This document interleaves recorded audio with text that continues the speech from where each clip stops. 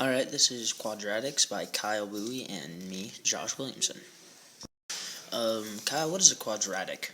Hi, a quadratic is a function that can be written in this form: a parentheses x minus h squared plus k, and a cannot equal 0. Okay, so this is how to graph a quadratic. The function we're graphing is x plus 2 squared minus 3. The vertex is going to be -2, that's 3. Alright, it's going to be -2, -3 because the original is x minus h. So if you put x minus 2, it equals x plus 2. Okay, so, and then graph.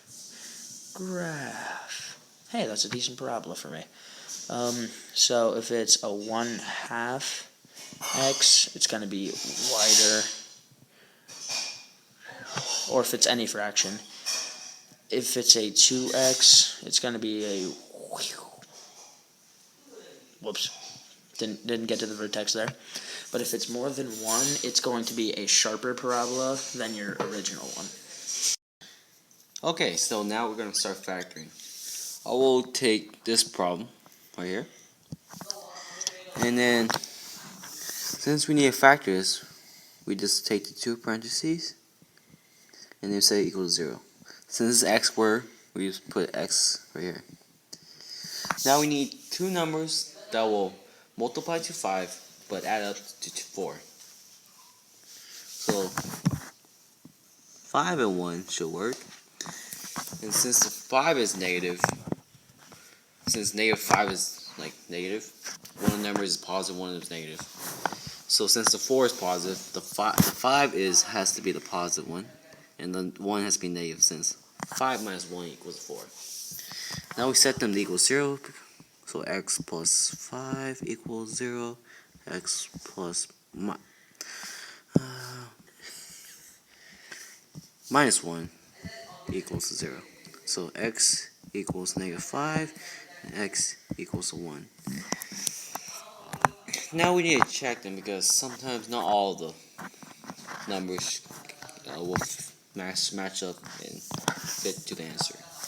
So we use a 5 and plug into the original quadratic. So 25 minus 20 minus 5 equals 0. And 25 minus 25 equals 0. So this is a good. Now we have 1. So plug it back to the original problem. So it'll be 1 plus 4 minus 5 equals 0. And since 5 minus 5 equals 0, and then this one's good. Alright, I'll be taking the other one. The other one is just simplifying problems, so you didn't have to check the answers afterward. So the two parentheses, yoink, yoink, so the x squared adds up. So it's going to be a positive 4 and a minus 1, because those two multiply to a -4, yet still add to a positive 3. So that's going to be x equals -4 and x equals a positive 1. Alright, here we have our quadratic formula, which can be used to solve quadratics if it can't be factored, or if you just want to use this for funsies. Okay, time for some problems about it.